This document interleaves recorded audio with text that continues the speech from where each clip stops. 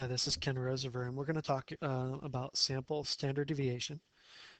Sample standard deviation is a measure of variability within a data set.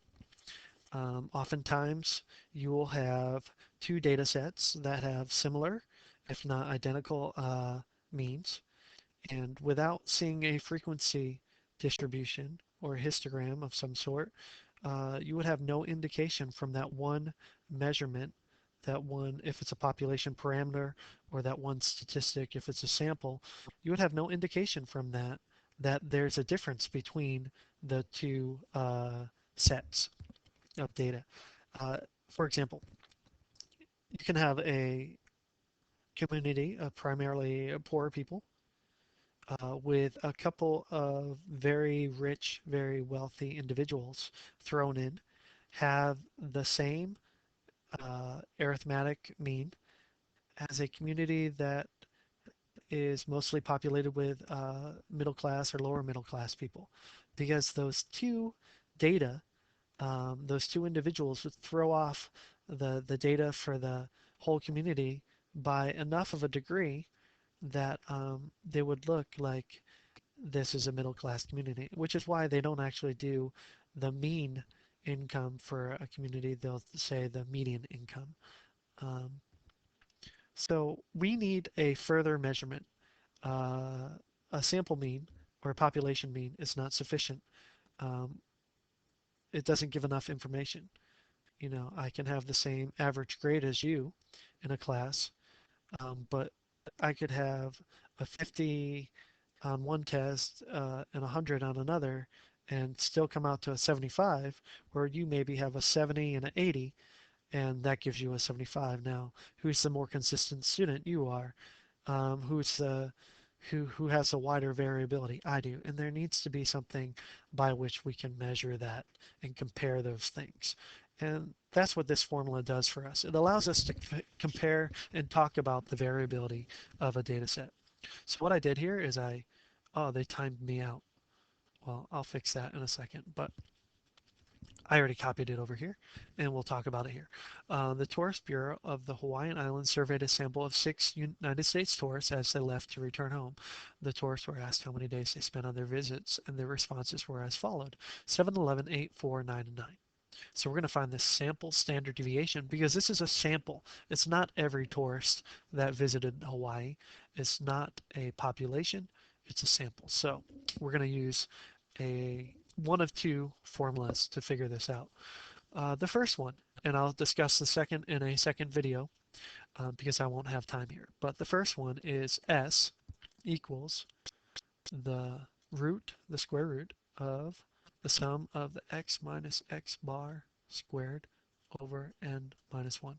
N minus 1 is where it differs from the population standard deviation. If we were talking population standard deviation, you would see this formula instead. Oh no, this would be x minus mu squared over n minus 1. The use of the Greek letters to remind us that it's population. Oh, not n minus n1, just over n. Um, Anyways, that's the formula we'll see in another video. This one is about sample standard deviation, so we'll use this one. In it, we first have to understand what these variables are. Well, the S is clearly the sample standard deviation, so I won't draw an arrow to that. The X's are the values. X bar is the sample mean. If it's a population mean, it gets a mu. When it's a sample mean, when it's a statistic, it's X bar. N is the sample size. So this is sample size. And you may think that I left out sigma here, but sigma is not a variable, it's an operation. It's telling us to add up what follows, add up the list of what follows. And what do I mean by that? Well, you'll see it over here if you're not familiar with what it means already. So the first thing I have to do, if I'm going to figure this out, is I need the values. Well, I have them. Second thing, I need the sample mean. The sample mean is the uh, x bar equal to the sum of the x's over n. Sum of the x's mean I add up all these x's. sum of all the x's, sigma x, or that summation notation. So 7 plus 11 plus 8 plus 4 plus 9 is already calculated by an earlier video. I did it, is 28, and n, which is our sample size, is 6. So we divide by 6. Is that right? No, no, it wasn't. It wasn't 28. It was 48. I'm thinking of a different sum. So 48 divided by 6 is 8. There we go. So that is the sum of the x's divided by n, or the sample mean. Now that we have that information, we know the sample size is 6. We can start doing the rest. I don't like that. So 48. Okay, so for every x, there will be a different x minus x bar. X is these values. And what we're finding here when we do x minus x bar is the difference between each value and that mean. So the first one is 7. And let me use a thicker pen. 7. And if we do 7, already here, 7 minus 8, we get negative 1. If we do 11, and we do 11 minus 8, we get 3. Continuing in this fashion, 8 minus 8, we get 0. 4 minus 8, we get negative 4. 9 minus 8, we get 1. And 9 minus 8, we get 1. Note with me that when I add up this column, even though this is all the differences, I add them all up, I get 0.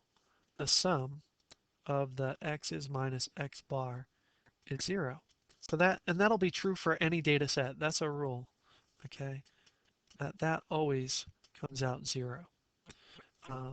Negative 1 plus 3 is 2. Minus 4 is negative 2 plus 1 is 0. So this doesn't tell us anything, which is why before we do the sum, it's telling us we square. See, order of operations says you do exponents before you do addition. So we're going to do that here as well. It's no different because this is a sigma symbol or a summation symbol. We're still going to do the squaring before we do the sum unless indicated otherwise by parentheses. So this sigma, not sigma, this next column I will call x minus x bar squared. And it'll be 1, 9, 0, 16, 1, and 1, which is where I get the 28. Those add up to 28.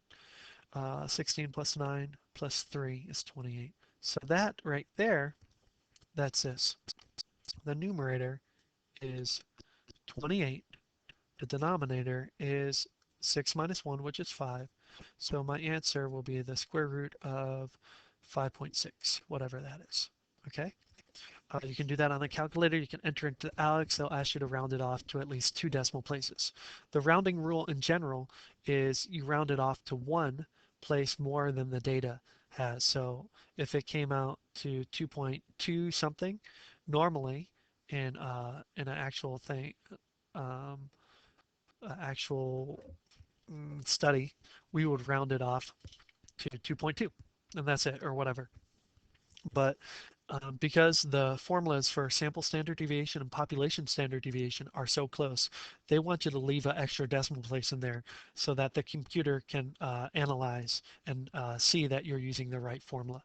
Because sometimes the population standard deviation and the sample standard deviation will be close enough that when you round them to only 1 decimal point, it will look like you did it correctly when in fact you did it wrong. So for ALEKS, for their purposes, we're going to round it to 2. But I want you to know that if you were doing a study, you'd round it to 1 place more than the precision indicated by the data set. Okay, I'm going to call it quits there. And I'm going to show you the other formula in a second video.